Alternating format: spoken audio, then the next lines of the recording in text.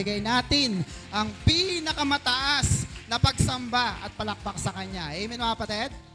Yung mga umate ng Wednesday, alam na alam po nila yan. Kasi pag pumapalakpak ka, pinapalayas mo ang mga masasamang bisyo, masasamang gawa, at mga masasama at kamalasan sa ating buhay. Shout amen. Kaya palakpakan natin ating Diyos na buhay. Hallelujah. Good morning po mga kapatid. Good morning. Wow, sarap naman po noon. Ngayon lang ata ako nakatanggap ng napakaraming good morning. Isa pa nga po, good morning. Ayan. Salamat po mga kapatid sapagkat tunay na ang inyong kasiyahan ang aming kagalakan din. Amen mga kapatid, na kayo po ay natutuwa, pumupunta sa church, nag-aaral ng salita ng Diyos. It is our inspiration as well as we serve the Lord. Kaya pagpalain po kayo ng Diyos. Amen mga kapatid? Amen. So handa na po ba tayo mag-aral ng salita ng Diyos? Amen. Pero bago po yan ay ilang mga paalala. First is please silence your phone because it is a sign of respect and also to avoid distraction. Next is get your pen and your notebook. May panulat na po ba tayo? Because we believe that the church is a school, and also if you have a camera phone, pwede po kayong mag-picture because we believe that a picture is worth 1,000 words. Isang picture mo lang, madami ka nang nakopya. Amen mga kapatid. Also, don't forget to invest and invite. Bring a family and friends to church. Also, watch our online worship service. Dalawa po ang gawain natin sa online.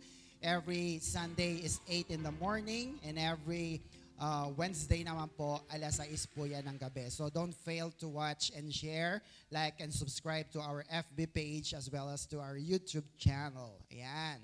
So handa na po ba tayong mag-aral mga kapatid?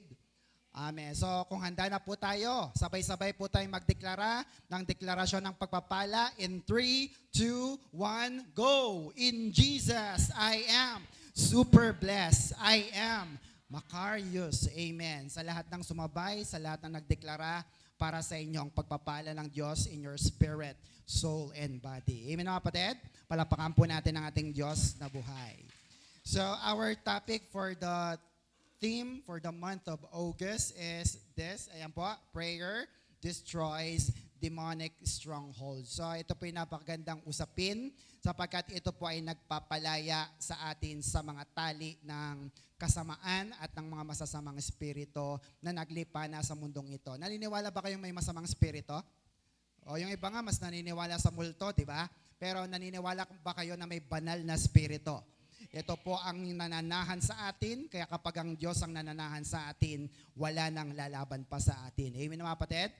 So our topic is entitled Overcoming Strongholds. Sige nga po, basahin natin. 1, 2, 3, go! Overcoming Strongholds. Part number 2 po ito. And I will teach you later 5 powerful prayers. Pipicturean nyo lang po yan mamaya para may kopya po kayo at papakita ko po mamaya yung mga panalangin para magamit natin to overcome strongholds. So basahin po natin 2 Corinthians chapter 10, everybody. 2 Corinthians 10 verse 3 to 4. It is true that we live in the world, but we do not fight from worldly motives. For the weapons we use in our fights are not the world's weapons, but God's powerful weapons, which we use to destroy strongholds, we destroy false arguments. So nakita po natin, sa totoo lamang po, hindi natin kayang manalo sa diablo o sa demonyo. Tama ba mga kapatid? Bakit? Kasi hindi natin siya nakikita. Kaya dapat po, kung gusto natin na manalo sa ating kalaban na si Satanas at mga demonyo, dapat kilalang kilala mo ang kilos niya, ang kanyang taktika, and we call that Satanology. Next po, ano po yung ibig sabihin ng Satanology? It is the doctrine of Satan. Ibig sabihin po, the study of Satan. Dapat alam na alam mo po ang kanyang mga kilos, ang kanyang existence, origin, the fall, bakit siya bumagsak, personality, ano ba siya? He is the father of lies, sinungaling. The names and titles of Satan, the nature, the 6 abodes, saan siya nakatira, the works, kanyang mga ginagawa sa atin, yung laging iniinis ka tuwing araw ng linggo, and also there's the judgment of Satan. Now, dapat kabisado mo si Satanas. Bakit po? Para manalo tayo sa kanya. Tama mga kapatid? 2 Corinthians chapter 2 verse 11. Tingnan niyo po. So that Satan will not outsmart us for what? We are very, not just familiar, we are very familiar with his evil schemes. Kaya alam na alam mo dapat ang galawan ni Satanas. Why? Ang kalaban natin ay espiritu. Sabi nga natin espiritu. No? Pag espiritu ba nakikita mo? Hindi. Kaya luging-lugi ka sa laban na ito. Kasi isang suntok niya, nasa na? Sumuntok uli siya, nasa na? Hindi mo siya nakikita.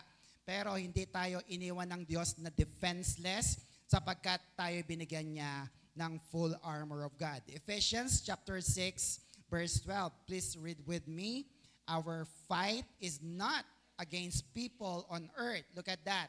Ang laban natin ay hindi raw sa laban saan? Sa tao. Kaya tingnan mo ang katabi mo. Hindi mo kalaban yan. Yung nasa likod mo, yung nasa harap mo, hindi mo kalaban yan. Can you hear amen? But against the rulers and authorities and the power of this world's darkness. Against the spiritual powers of evil in the heavenly world. No? So nakita natin, ang laban natin hindi laman sa laman, hindi tao ang iyong kalaban. Ang kalaban natin ay spiritual na mga kalaban. Can you hear amen? Kaya kung titingnan po ninyo, ang laban na ito, wala kang kapana-panalo kung walang tulong ng ating Diyos at ang kanyang mga sandatang ibinigay. Can you hear amen? Kasi kung ikaw lang ang lalaban, si Gani lang lalaban sa demonyo, talong-talo. But God did not leave us defenseless sapagkat sabi sa verse 13, napakaganda. That is why you need to, put on. Sabi nga natin, put on. Isuot, no? Isuot mo. Ang alin? Put on God's full armor, kompleto. Then, on the day of evil, you will be able to what? Stand strong. Malakas ka. And when you have finished the whole fight, no? Hanggang round 12, kung maaari, you will be standing, no? You will still be standing. No? Napakaganda po nito. Kung totoo ang verse na ito, hindi ka matatalo ni Satanas. Can you hear amen? Amen po ba? Sapagkat pag sinuot mo ang full armor of God, sabi diyan, nakatayo ka pa rin hanggang sa dulo ng laban dahil kasama mo ang Diyos. Shout amen. Palapakan natin ang Diyos na buhay. So hindi ka nabuwal, hindi ka natalo, at nakatayo ka pa rin. In short, panalo ka sa demonyo. Amen po ba? Nakita nyo na po ba yung full armor of God? Ayan po yung picture. No? So meron po diyang belt of truth, no? Belt. Ano pa? The breastplate of righteousness, yung pantakip dito sa dibdib. Ano pa? The shoes of peace, kapayapaan. Shield of faith. And the helmet of salvation. Meron din sa ulo at meron pang napakaganda. The sword of the Spirit, which is the Word of God. So, ang sword pala ng full armor of God ay ang salita ng Diyos. Kaya pag wala kang dalang Biblia, wala kang kabisadong verse, wala kang sandata, wala kang sword o espada. Kaya pala lagi kang natatalo ng demonyo. Can you hear amen? Amen po ba mga kapatid? Pero pansinin po ninyo, sa lahat ng ibinigay na armor, puro pangharap lang. Sabi mo, pangharap lang. Wala pong pangtalikod sapagkat hindi pinlano ng Diyos na kapag lalaban ka ay aatras ka. Pag umatras ka, tatamaan ka sa likod. Can you hear amen? Sapagkat alam na alam ng Diyos, hindi aatras ang mga anak ng Diyos dahil sa dulo, panalo na tayo. Shout amen. Palakpakan natin ang Diyos na buhay at pumalakpak ang lahat ng naniniwala na siya'y panalo na sa kalaban. Amen mga kapatid? Amen. Pag sinabi pong stronghold, it means stronghold.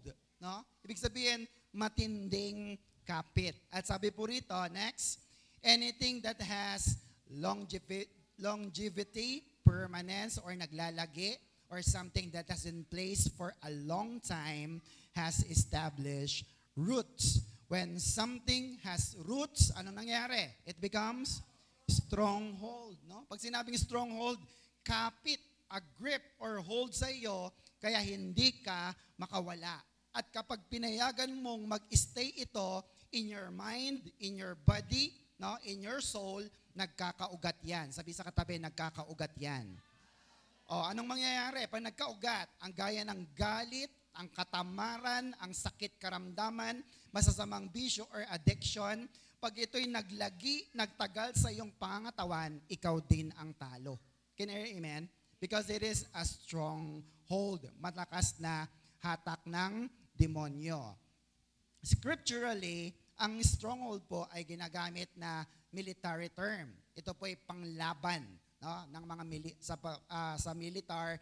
Ito po ay ginagamit na pananalita. Sapagkat pag sila po ay merong mga stronghold, pinipigilan sila na manalo ng kalaban. Kaya dapat gumawa sila ng paraan para sila ay manalo. Can you hear amen?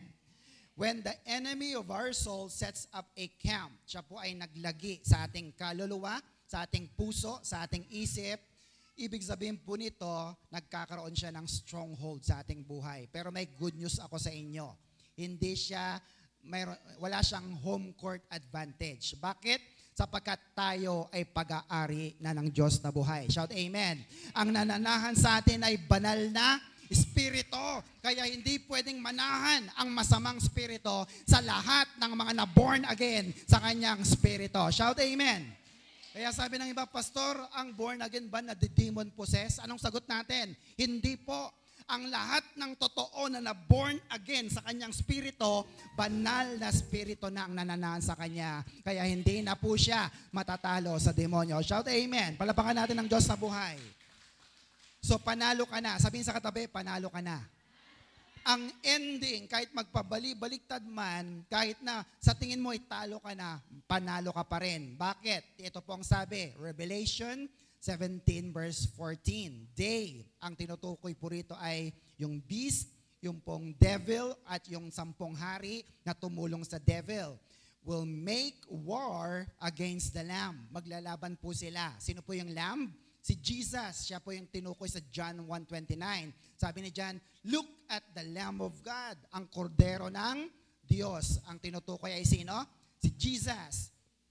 But the Lamb will, look at that, defeat them. Matatalo sila ng kordero because He is, ang ganda, Lord of Lords and King of Kings. Next, He will defeat them with His called, chosen, and faithful followers. No? Sa unang linya, sabi, matatalo sila ng kordero. Matatalo sila ni Jesus. Pero matatalo rin sila kasama ng mga tinawag. Kayo ba'y tinawag? Ng mga pinili. Ikaw ba'y pinili ng Diyos? At yung mga tapat na sumusunod sa Diyos, ikaw po yun, kapatid. Kaya kapag lumaban tayo sa demonyo, sigurado, nakatakda na sa pahayag, ikaw ay panalo, talo na ang demonyo. Shout amen. Palapakan natin ang Diyos na buhay. So be happy kasi wala nang laban ng demonyo sa atin. Amen mga kapatid? Amen. Next po, read. Strongholds are built on, saan daw po? Lies or kasinungalingan.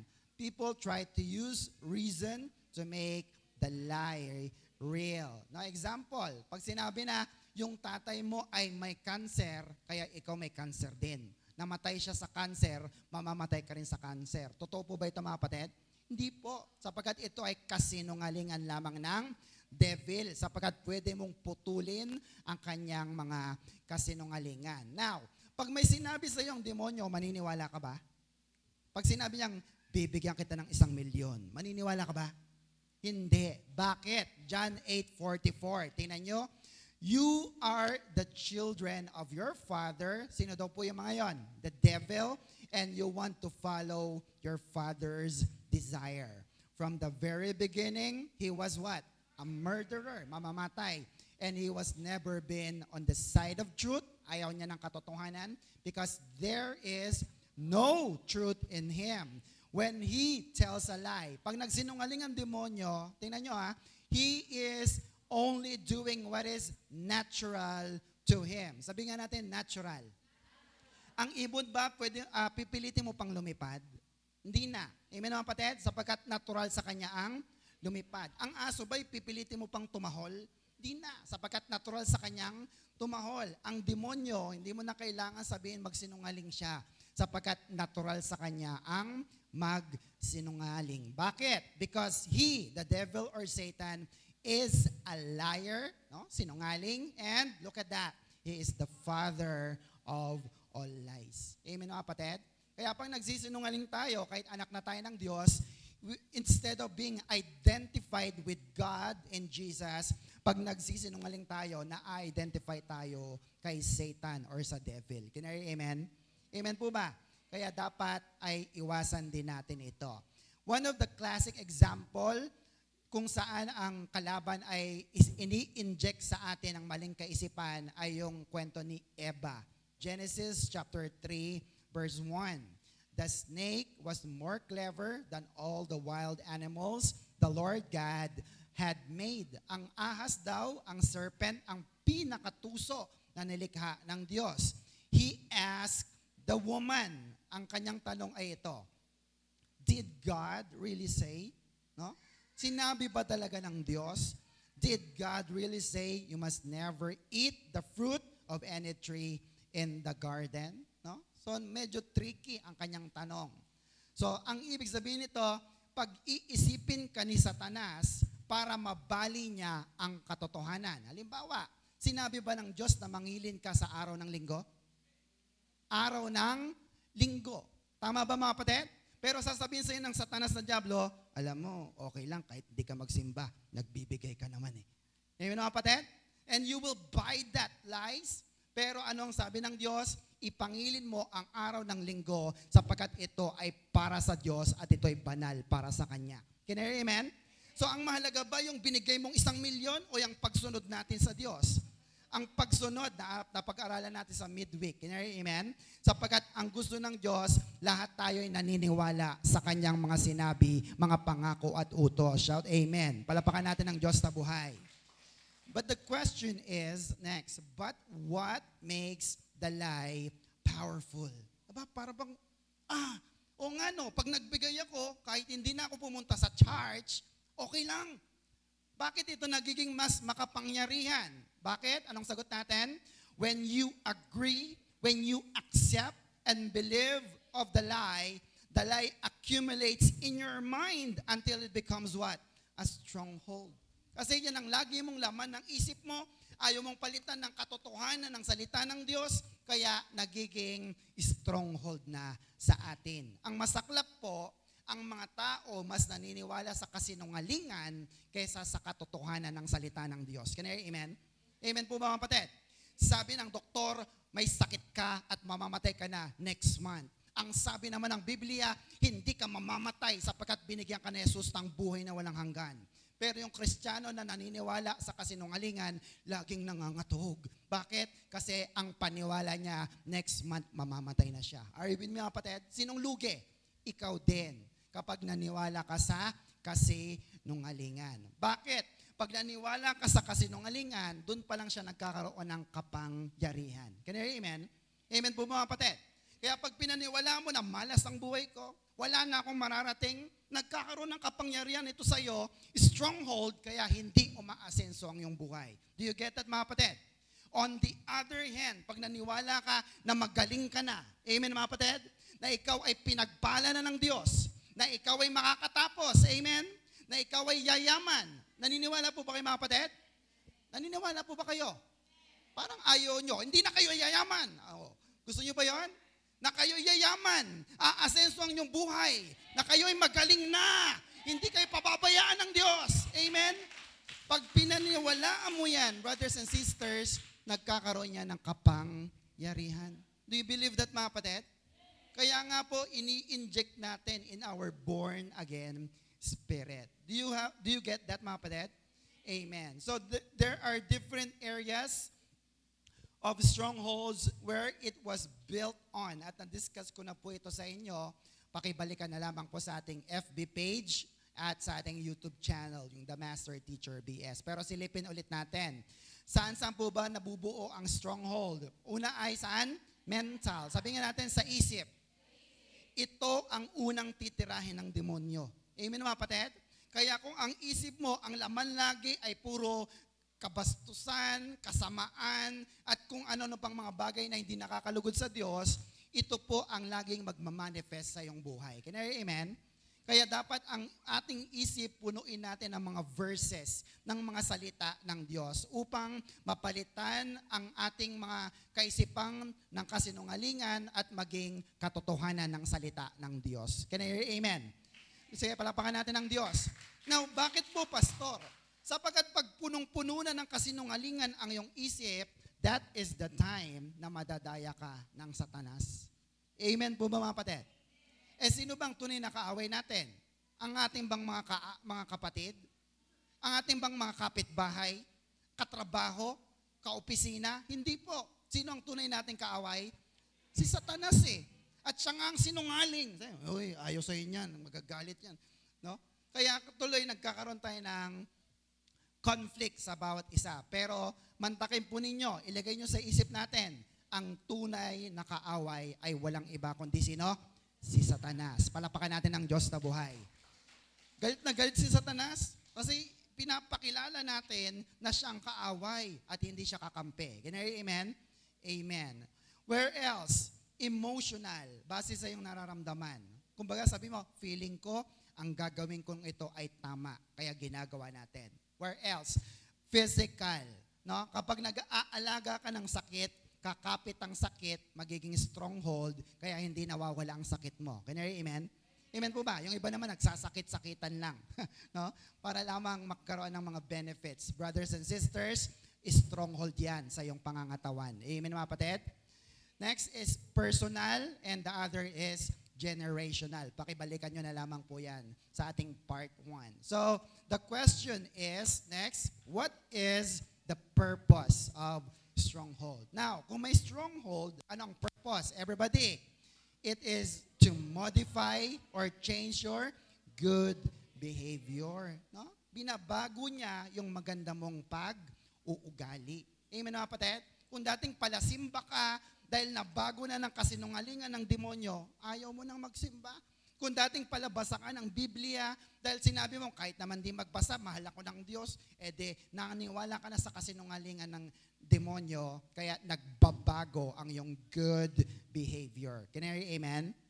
And because stronghold in your emotions, your body, in your heart, produces pain, suffering in your soul, so we need to be wise. Maging matalino tayo, be watchful in areas scriptures warn us about in this particular. So, let me share with you next the 5 areas of potential stronghold to diligently watch for. No? Ito po yung 5 bagay na potensyal na pwedeng panghawakan ng demonyo para hindi ka lumago sa iyong pananampalataya, para hindi ka mag-mature sa iyong paglilingkod sa Diyos. Can I hear amen? Amen po mga kapatid. So ano po yung unang potential? Number 1, the stronghold of unforgiveness and bitterness. Tinuro ko na sa inyo to nung last Sunday. Can I hear amen? Amen po ba? So sinimulan ko po sa pinakamahirap na laban. Bakit? Pag meron kang unforgiveness, nagkakaroon ka ng bitterness sa iyong buhay. Ano pong sabi ng Biblia?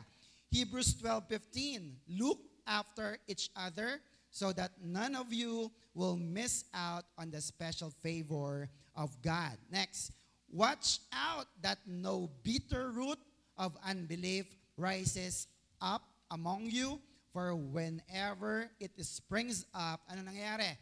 Many are corrupted, no? Nadudumihan by its poison, no? Nasisira sa lason ng bitterness or bitter root ng hindi paniniwala sa Diyos. Can I hear amen?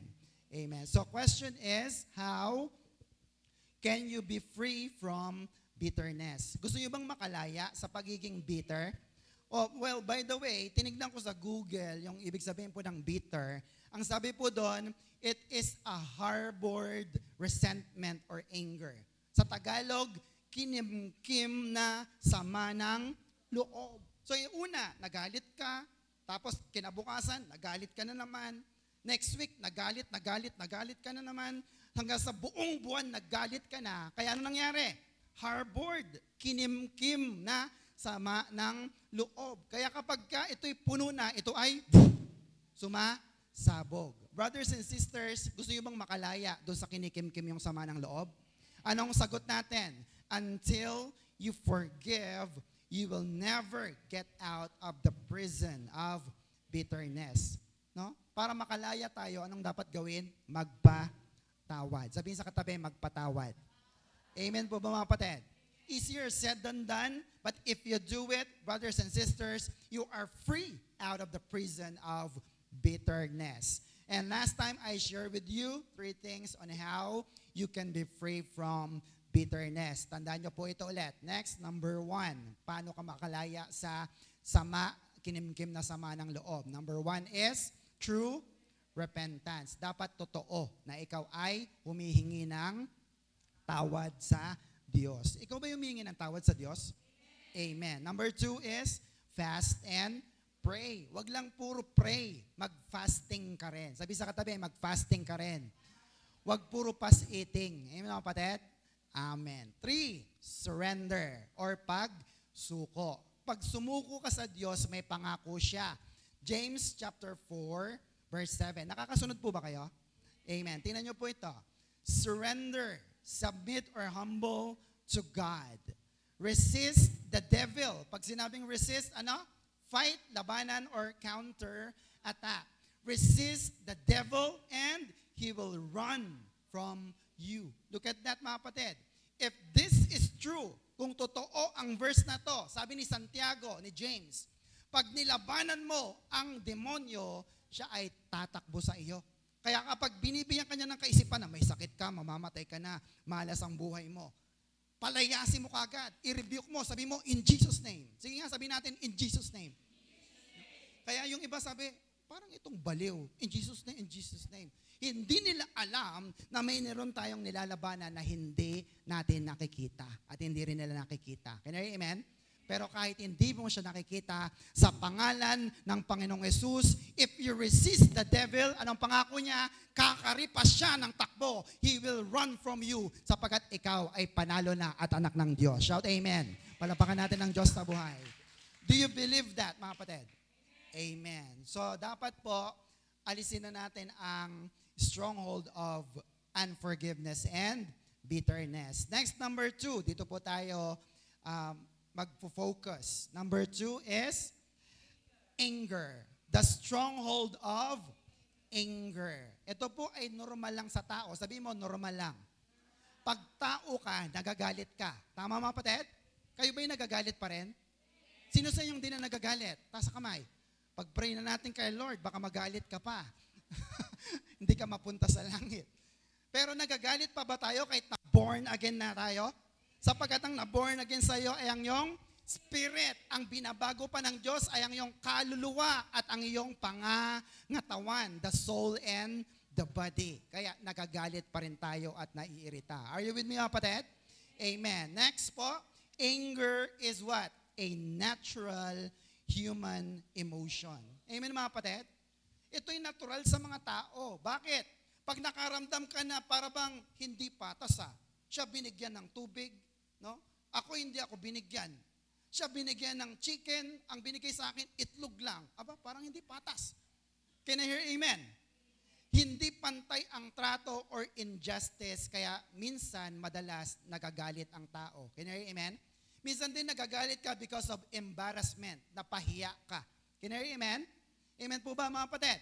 Kaya dahil napahiya ka, nagagalit ka sa mga tao. Sometimes, it could be exhausted patience. No? Yung sinagad ka na, alam mo naman na mataas ang pasensya mo, pero bakit ka bumigay, nasagad na ang iyong pasensya. Are you with me, kapatid? Or, pwede naman na ikaw ay hurting. No? Nasaktan ka, biniro ka, ang magandang biro. No? Naligo ka ba ngayon? Galit agad? Bakit? Yung pala may dinaramdam siya, walang tubig sa kanila. Nandiyan po ba mga kapatid? Kaya nagagalit tayo in many different reasons. But while God gave us the capacity na magalit, hindi sinabi ng Diyos na manatili ka sa iyong galit. Can you hear amen? Sabihin sa katabi, pwedeng magalit. Pero wag kang manatiling galit. Can you hear amen? Look at this. Next, anger is not an outright evil. Hindi masama ang galit. The devil did not create anger. Tandaan niyo po yan. Oo, ang demonyo magagalitin, pero hindi siyang lumikha ng galit. Sinong naglikha? God created it and gave us full capacity to get angry. But it is still our choice. Can I hear amen? Let me share with you the verse. Ito pong sabi, Ephesians 4:26 to 27. Ano pong sabi ng salita ng Diyos? Don't get so angry that you sin. Don't go to bed angry. And don't give the devil a chance. Can I hear amen? So, pwede kang magalit, pero huwag kang magkasala. Amen po ba mga kapatid? Amen. Sapagkat ito pong pagiging magagalitin natin ay normal sa atin, pero dapat nating kontrolin. Sabihin sa katabi, kontrolin. So we need to, next, control our anger. Amen? Sige nga, sabihin natin, control your anger. Amen mga kapatid? Sapagkat hindi mo naman mapipigilan ng galit, yung galit ka, agad-agad ay hindi ka na magagalit. Ha? Tama po ba mga kapatid? Hindi sapat ang sorry lang, sapagkat minsan ang sorry ay walang laman. Amen mga kapatid? Parang bulaklak lang ng sorry, kung siya pagalit. Hello, nandiyan po kayo. Pero kaya nating kontrolin or i-manage, we call that anger management. Can you hear amen? Sa Amerika may mga ganito. Dahil magagalitin sila, nilalagay sila sa isang class or isang program para makontrol nila ang kanilang galit. Can you hear amen? Napanood nyo mo ba yung Angry Bird? Yung ganon. Amen po ba mga kapatid? So kung hindi mo man ito maalis agad-agad, then you can control your anger. Or else, pag hindi natin na-manage, hindi natin na-control, it will lead to disaster. Proverbs 25:28, sabi, if you cannot control your anger, what happened? You are as helpless as a city without walls, open to attack. Amen po mga kapatid? Ito po yung nahalin tulad sa Jerusalem. Sapagkat ang Jerusalem ay napapalibutan ng mga walls, tama mga kapatid? Pero kung ang isang lungsod ay wala pong bakod, ito po ay madaling atakihin ng mga kalaban at sila'y masasakop. Ano ngayon kung nasakop? Susunugin ang lahat ng bahay nyo, kukunin ang lahat ng pera, ari-arian nyo, at sasaktan ang inyong mga mahal sa buhay, worse, papatayin. Can I hear amen? Amen po ba kapatid? Bakit? Sapagkat ito po ay hindi mo makontrol ang iyong galit. So disaster will come upon you and Satan will attack you. Can I hear amen? Kaya dapat huwag tayong maging magagalitin. Control your anger. Now, sabi po ng marami, pag tayo nagsisimba dati, peace be with you. Amen mga kapatid? Naalala niyo po ba yan? At pag ang nakaharap mo ay kaaway mo, peace be. Tama po mga kapatid? Kasi hindi mo naman talaga kayang sabihin sa kanya na peace be with you. Dapat pala, ang tama ay peace be with me. Sige nga, sabihin natin, peace be with me. Dapat sa'yo magsimula. Di ba sabi nung kanta, let there be peace on earth and let it begin with me. Sa'yo dapat magsimula. Can I hear amen? Kasi hindi mo maaasahan niya sa ibang tao not unless you proactively do it. Can I hear amen? Amen. Kaya sabihin natin, peace be with me. Kalma lang, gani. Can I hear amen? Amen po ba? Para humupa ang iyong galit. Now, there are 5 types or 5 levels of anger. Ang galit pala may level. Amen mga kapatid? Number 1 is, ano po yung unang-unang level? Irritation. Nairita. Ito po yung parang nainis ka lang, kaya nagalit. Amen mga kapatid? Kayo po ba yung naiinis pa rin? Level 1 po yon. Number 2 is indignation. Sabi nga natin, indignation. Ito yung na-disappoint ka, na-upset ka, feeling mo ay hindi patas ang nangyari, nalamangan ka, kaya meron kang galit. Can I hear amen? Next level 3. Ano po yon? Wrath. Sabi nga natin, wrath. No? Ito naman po, extreme anger. No? Parang gusto mo siyang saktan o gusto mo siyang paghigantihan. Wrath.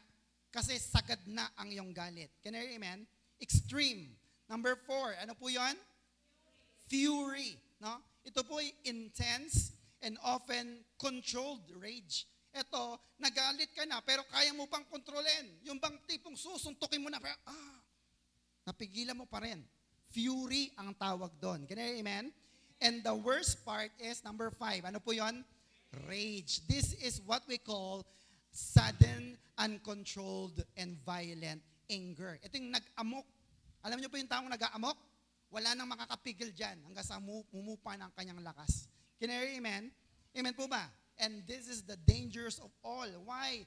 Uncontrollable. Now, nasaan level ka ba ng galit? Sana nasa level 1 pa lang. Can you amen?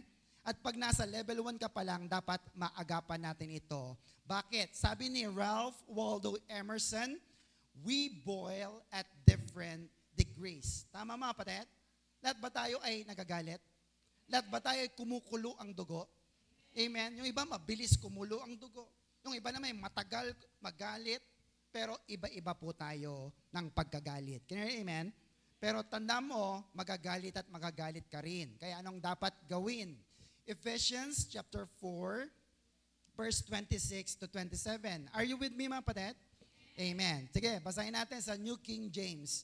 Ang sabi ni Lord, be angry and do not sin. Again, be angry and do not sin. Do not let the sun go down on your wrath, 27, nor give place to the devil. No? Look at that. Papahapiawan ko na. Be angry, sabi ng Biblia. Inuutusan ka na magalit. Sabi nga natin, anger or angry. Ang Greek word ng salitang anger ay orgidso. Sabi nga natin, orgidso. Very good. It is to provoke or enrage. No? Pipilitin kanyang magalit, iinisin ka, ipoprovoke ka. That is passively become annoyed. Nainis ka na. Be angry from the word orgay. By implication, punishment, anger, indignation, wrath, or vengeance, or exasperated. Yung ginagalit ka. Yung mga definition na to, nakita natin kanina sa 5 levels of anger. Amen po mga kapatid? So, pwede kang magalit, sabi ng Biblia. Pero, pansinin niyo po ulit yung word na end. Sabi nga natin end. No?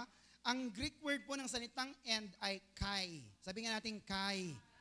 Parang kapampangan, no? Kai. You know, kapatid?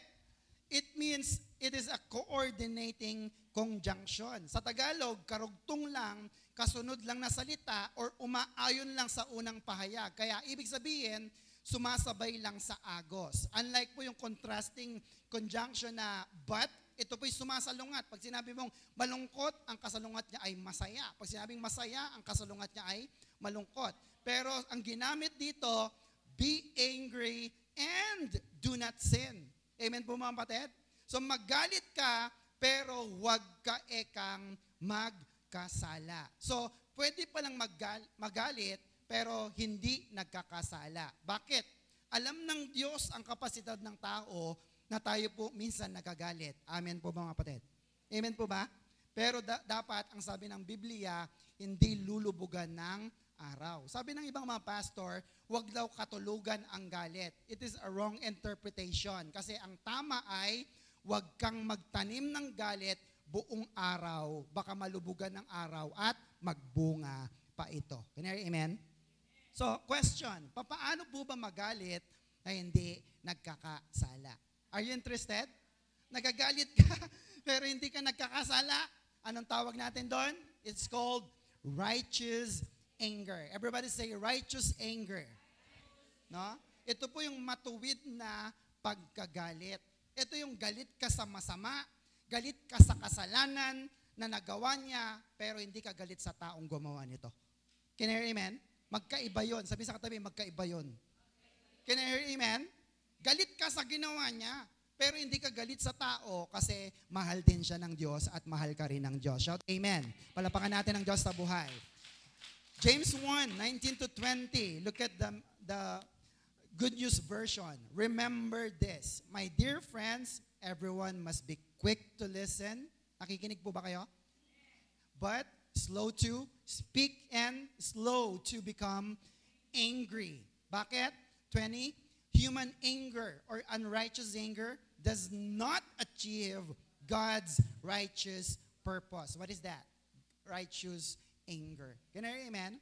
Sabi ng Diyos, dapat lagi ka lang nakikinig and slow to anger. Pwedeng magalit pero mabagal pumutok, mabagal magalit. Can I hear amen?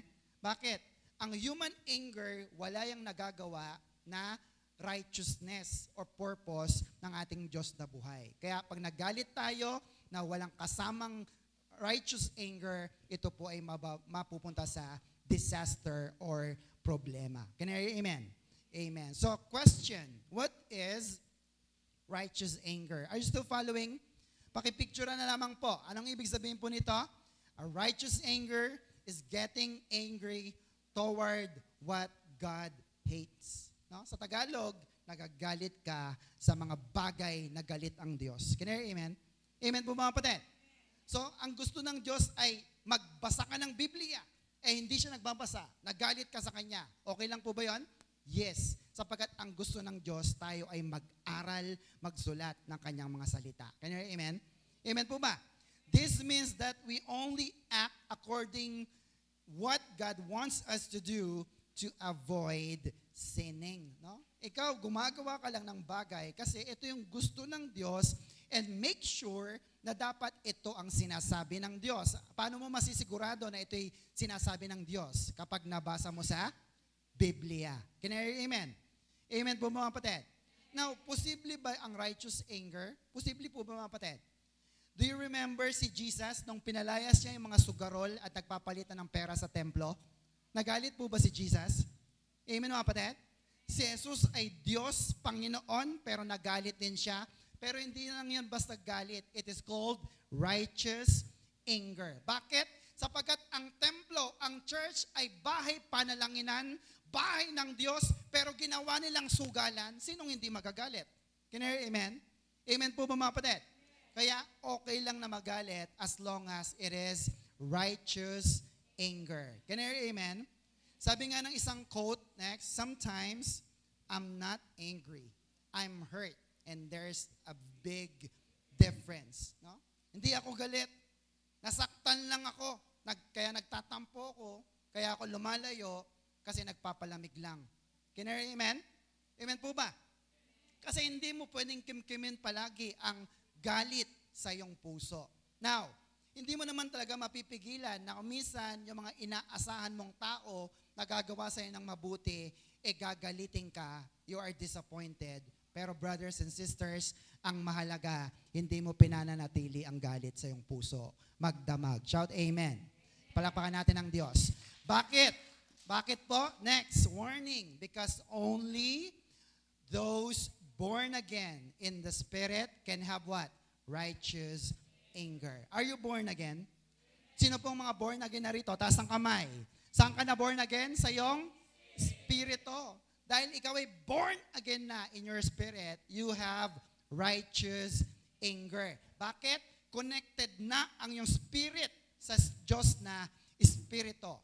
It is regenerated na buhayan. Kaya kapag may nanakit sa iyo, magagalit ka ba o hindi ka magagalit? May nanakit sa iyo, magagalit ka o hindi? Ha? Hati, no? Magagalit. Hindi. Magagalit. Hindi. Sabi nga, pwedeng magalit, pero wag mong kimkimin. Wag kalubugan ng araw ang iyong galit. Ibig sabihin, may chance pa rin na makapag-ayos kayo. Amen po mga kapatid. Let me prove it to you. Ephesians 4:24. Tingnan niyo po yung mga anak ng Diyos. You must display a new nature because you are what? A new person, born again spirit, created in God's likeness. Ano po yung yun? Ano po yung mga bagay na yun? Righteous, matuwid, holy, banal, at true. Totoo. Ikaw ba'y totoo sa iyong sarili? Ikaw ba'y nagagalit pa rin? Ang utos, you must display. No? Kasi hindi ka sanay na ipakitang na hindi ka nagagalit buong araw. Galit ka palagi. Kaya ang utos, you must display. Ang alin? Yung bagong katauhan na ibinigay sa iyo, not in your body, not in your soul, but in your born again spirit. Can I hear amen? Amen po ba? Kaya pag tinignan mo ang sarili mo, banal ba ako? Hindi. Matuwid ba ako? Hindi pa rin. Pero pag tinignan mo ang iyong born again spirit, ikaw ay kamukha na ng Diyos. Sapagkat katulad tayo ng Diyos sa kabanalan, sa katuwiran. Shout amen. Palapakan natin ang Diyos na buhay. Now, sabi ng iba, Pastor, eto matagal ng Christian 8 years na siyang nag-church dito. Pero bakit nagkakasala pa rin siya? Ang sagot po dyan ay kasi hindi pa siya sanay sa kanyang new nature. Can I hear amen? Amen po ba? Kaya nga na born again ka, ang tawag doon baby. Sabihin natin baby. Ang baby ba marunong kagad tumakbo? Baby steps. Sabihin natin baby steps. Sanayin mo lang araw-araw. Pag may nang inis sa'yo o bumagsak ka ngayon, next time, sanayin mo na magpatawad.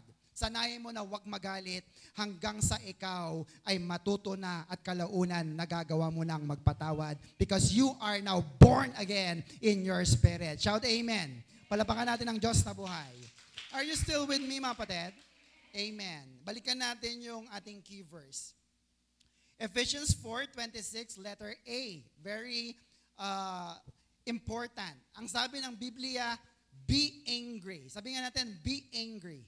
No? Grabe inuutusan ka na magalit. Next, pag sinabing be angry, it is imperative and pautos. Sabi nga natin pautos.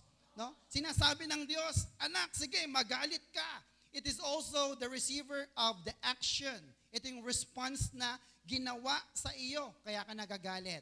Pero, ang tawag ng Diyos dito sa galit na ito ay righteous anger. So, in short, inuutusan tayong magalit, pero huwag magkasala. Maliwanag po ba mga kapatid?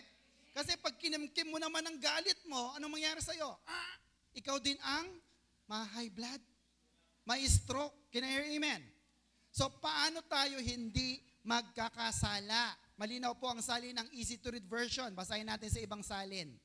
Ephesians 4:26, everybody, when you are angry, don't let that anger make you sin. Hindi ka magkasala. And don't stay angry all day. Sabihin mo nga sa katabi mo, don't stay angry all day.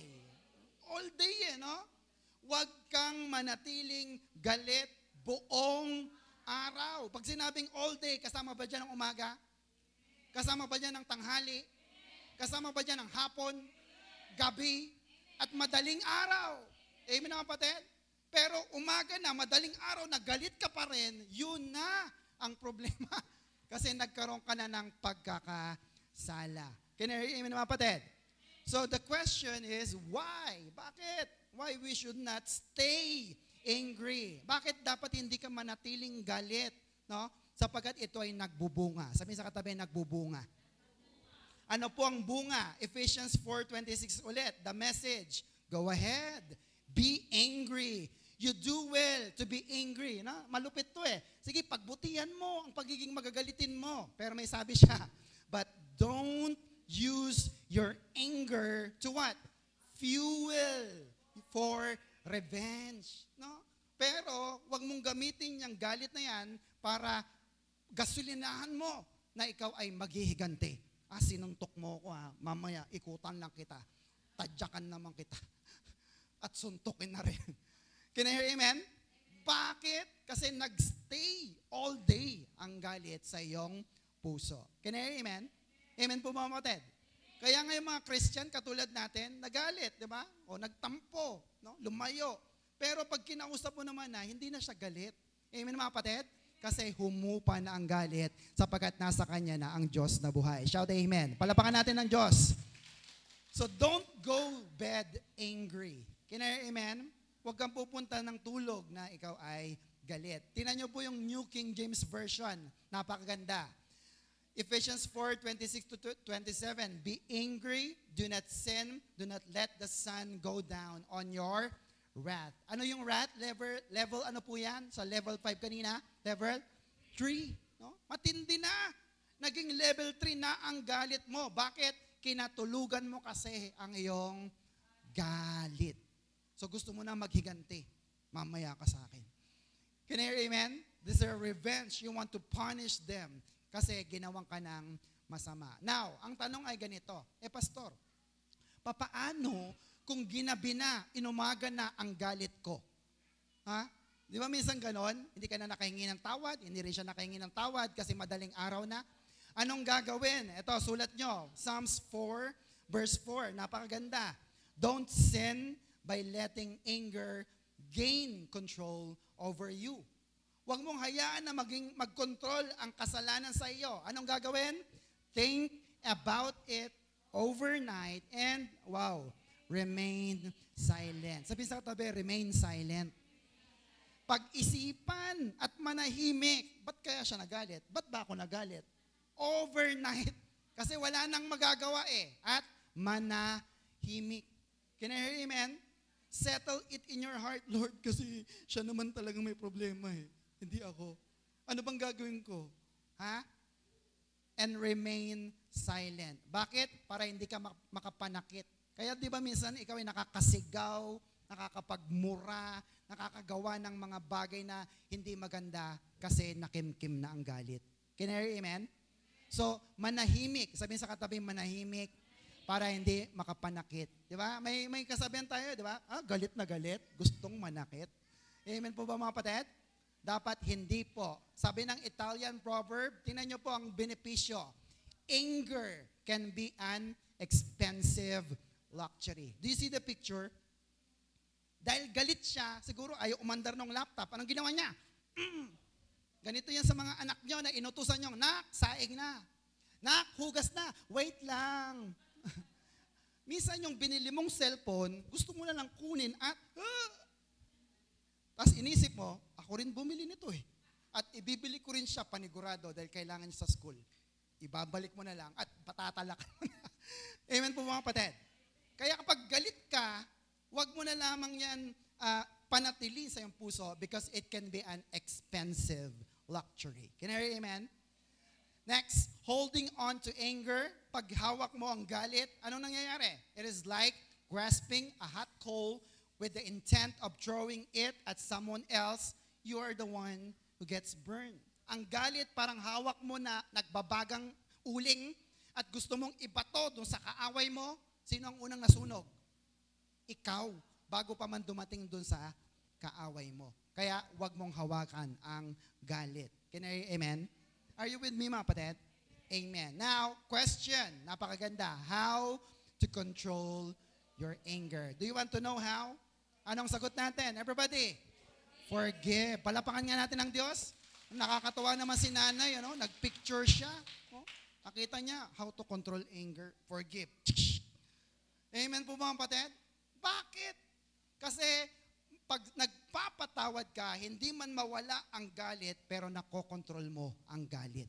Can I hear amen? Proverbs 19, verse 11. Tingnan niyo po, if you are sensible or wise, anong mangyari? You will control your temper. When someone wrongs you, it is a great virtue to ignore it. Sino lamang po ang mga nakakakontrol ng kanilang galit? Yung mga sensible or wise. Are you wise? Wise po ba tayo mga kapatid? Pag ito ba'y sinuntok ko, magbubunga na bang maganda? Pag ito ba'y sinigawan ko, magbubunga ba ng maganda? Hello? Amen po mga kapatid? Alam natin ang kaibahan ng knowledge sa wisdom. Tama mga kapatid? Ang knowledge, matalino ka lang. Pero ang wisdom, alam mo kung kailan mo i-apply ang talino. Can I hear amen? Halimbawa, nakita mo, nakatayo siya dyan at hindi magandang ginawa niya.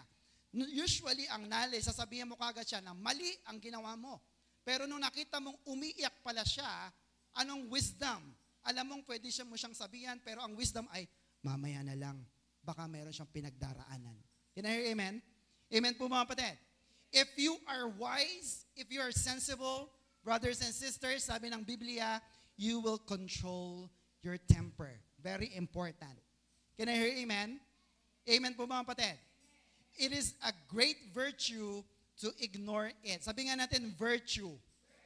Ang Hebrew word ng virtue ay tephara. Sabi nga natin, tephara. Anong ibig sabihin? Benefit, honor, asset, glory, and look at that. Beauty, ganda. Amen po ba mga kapatid? Kaya tingnan nyo po, next po. Ang nagpapatawad at hindi magagalitin ay ano? Do you agree with that? Pumalakpakan ang naniniwala. Gumagwapo. Bakit? Sabihin niyo sa akin kung bakit. Hindi stress eh. Amen po mga kapatid. Hindi pumapangit. No, huwag kang titingin sa katabi mo. Ha? Andiyan po ba kayo? Hindi pasas. Ubas. Amen mga kapatid? Ano ba yung pasas? Kulubot na. Sobrang galit. Are you with me mga kapatid? Na ako nagpapatawad ka, hindi ka magagalitin. Yan ang pangako ng Diyos. Para beauty, nagpapaganda. Kasi pinalampas mo na lang, bahala ng Diyos sa'yo. Bahala ng Diyos. Bahala na rin ng Diyos na pagpalain ako. Shout amen. Palapakan natin ng Diyos sa buhay. Amen. Are you still with me mga kapatid? Gusto niyo bang gumanda? Anong gagawin? Magpatawad at huwag maging magagalitin. Amen po ba mga kapatid? Parang yun lang natutunan natin ngayong araw na ito. No? Now, there's another benefit because kung hindi ka magagalitin at nagpapatawad ka, it benefits your health, ang iyong kalusugan. Gusto niyo po bang maging malusog? Minsan hindi naman problema yung kinakain mo eh. Hindi naman problema yung iyong environment. Ang problema ay ikaw, magagalitin ka. Kaya lagi kang may sakit. Can you hear amen? So there are 5 reasons anger is bad for your health. Masama ang galit sa iyong kalusugan. Number 1, bakit? It is bad for your heart. Bakit? Na-stroke ka eh. Tama mga kapatid? Pag galit ka ba na-stroke ka? Tama. Number 2, it literally makes your blood boil. No? Literal na high blood. Kumukulo ang iyong dugo. Number 3, it can seriously impair your judgment. No? Hindi mo naman lang inalam, ba't ba niya nagawa? Hindi, masama kang tao. Amen mga kapatid? Number 4, ano yan? It can actually what? Give you, kaya pala laging masakit ang ulo kasi magagalitin. Can you hear amen? Pero yung galit na yan, meron daw therapy yung tinatawagan. No? Tapala ng 1,000, minsan nawawala din. Nawawala ang galit. Amen mga kapatid? Amen po ba? Number 5, it can make your seriously depressed, papangit, sakitin, no? Kapag magagalitin ka, papangit ka. Can you hear amen? Kaya huwag maging magagalitin. Can you hear amen? Ayaw nyo bang pumangit? Amen. Tingnan nyo po bukod sa sakitin at nilalayuan ka na, sabi pa ng Proverbs 22:24-25, malapit na po ako, last 2 verses. Do not be friend of one who has bad temper and never keep company with a hot head. 25, or you will learn his ways. Magiging magkamukha kayo ng ugali and set a trap for yourselves. No? Mahirapan ka nang makawala sa trap na yan. Bakit? Pag naging magagalitin ka, anak, magugas ka nga ng pinggan, ano ba yun?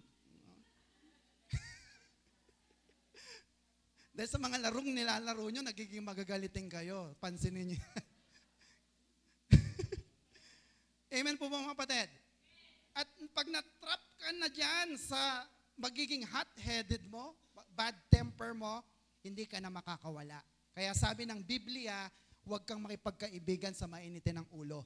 Never keep company. Layuan mo sila kasi baka mahawa ka sa kanila. Shout amen. Kung ayaw mong layuan ka, magpatawad, huwag magkimkim ng galit. Can I hear amen? Amen. Finally, next, forgiveness is the fragrance that the flower leaves on the heel of the one that crushed it. No? Minsan, pag yung rosas, tinapak-tapakan mo, wala namang magagawa yan, tinapakan mo na, pero merong magagawa ang rosas. Pwede niyang lagyan ng mabangong samyo ang iyong talampakan. Now, handa ka na bang magbigay ng bango sa mga nanakit sa iyo? Or tuluyang ilabas ang baho ng iyong masamang pag-uugali? Sige, magalit ka. Can you hear amen? Amen po ba?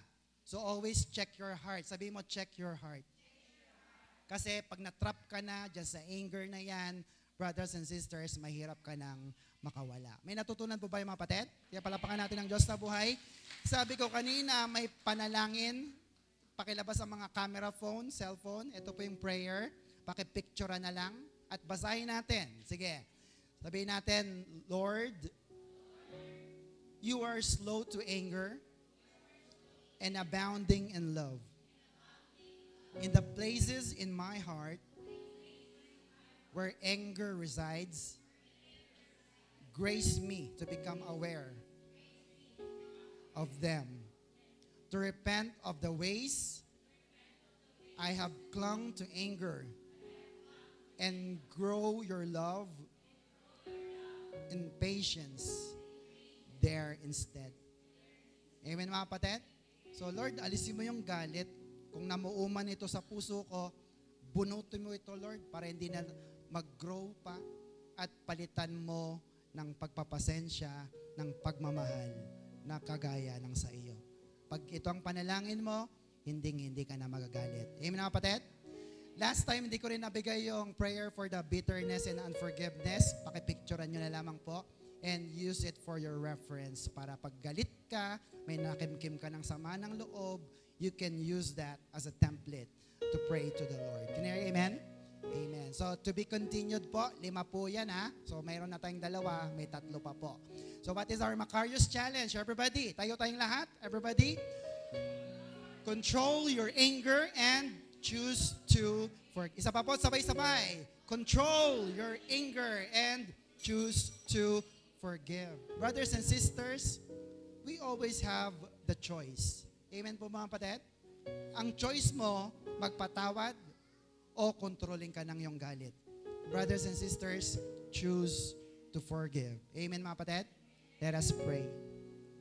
Panginoon, salamat po sa patuloy na pagpapalaya mo sa aming mga buhay. Kung meron man po dito sa aming kalagitnaan ang may stronghold ng galit, Panginoon, sa oras na ito, gaya ng aming pinanalangin, bunutin niyo po ito sa aming mga puso. Huwag nang mag-ugat pa, Panginoon, upang sa ganon ay hindi na po manatili ang galit sa aming buhay. Bagkos, Panginoon, palitan mo ng pag-ibig, ng pagpapasensya, ng pagpapatawad, upang maging fruitful and productive ang aming buhay. Lord, salamat po sapagkat ang katotohanan ay iniharap mo sa aming mga tao. Hindi namin mapipigilan na magalit. At sabi mo, pwede kaming magalit. Pero habang kami nagagalit, thank you for the righteous anger sapagkat pwede kaming hindi magkasala kahit galit kami. Sapagkat ipinagkakatiwala namin ang mga galit na ito sa iyong mga kamay. Ikaw nang bahala sa mga taong nakasakit sa amin. Ikaw nang bahala sa mga tao na nagbigay sa amin ng sama ng loob. At pagpalain mo din po sila upang magbago ang kanilang mga buhay at nang sa ganon ay magkaroon ng kaayusan ang aming relasyon sa isa't isa. Salamat Lord sapagkat pinawi mo ng galit, pinalitan mo ng pag-ibig, pagmamahal sa aming puso, kaya maingat naming binabalik sa inyo ang lahat ng papuri, pasasalamat at pagsamba sa pangalan ni Jesus. Lahat ng naniniwala ay magsabi ng malakas na Amen. Amen. Palapakan natin ang Diyos na buhay. What is our Macarius challenge, everybody? Control your anger and choose to forgive. To God be all the glory. Are you blessed? Super. Kung tayo po'y pinagpala, pagpalain naman po natin ang gawain ng Diyos.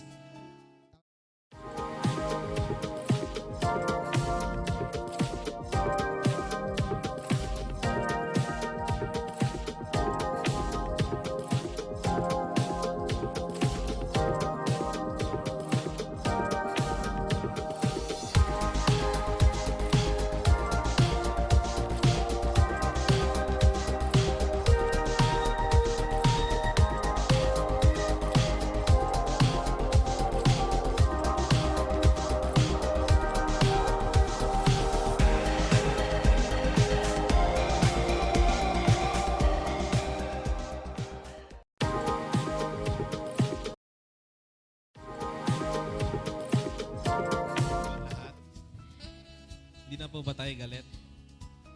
So, kung di na tayo galit, mas marami tayong maibibigay kay Lord. Amen. So, bago po tayo dumako sa grace giving,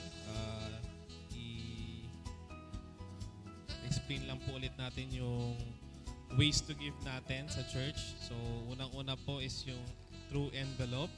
So, meron po tayong kanya-kanyang envelope individually Kaya po yan individual kasi si Lord bless tayo individually, hindi by sharing po. So, lahat po tayo, kung ano po ang inyong makakaya, you just put it inside the envelope and Lord will give back all the glory to you. And next po is, meron din po tayong mga maliliit na papel sa loob. So, meron po tayong prayer request at meron din po tayong paper para naman po ito sa mga other ways to give yung bank transfer and GCash.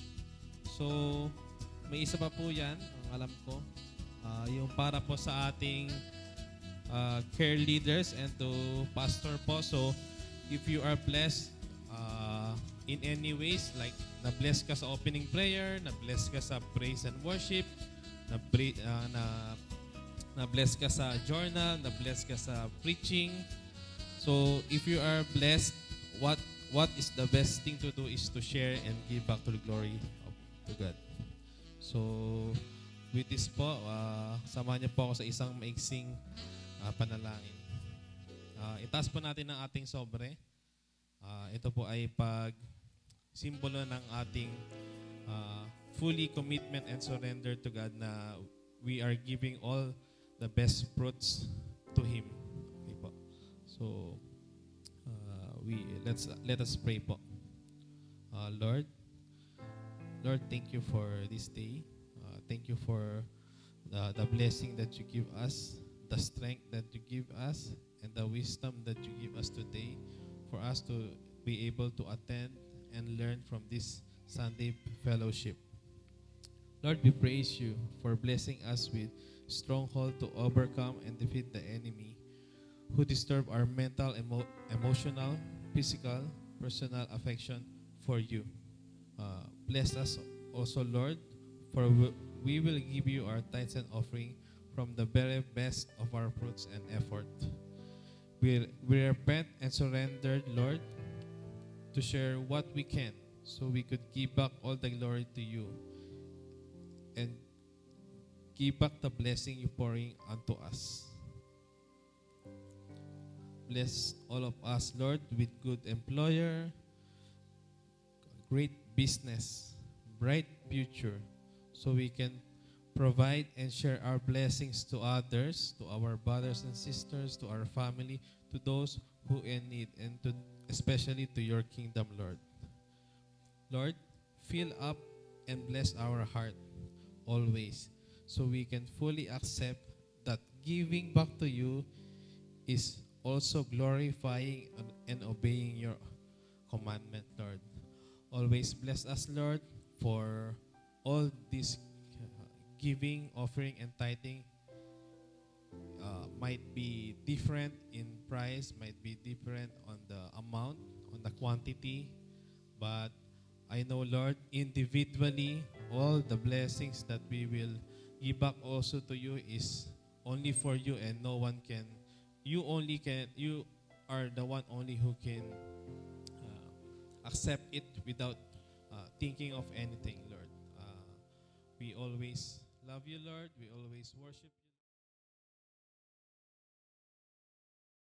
In Jesus' name.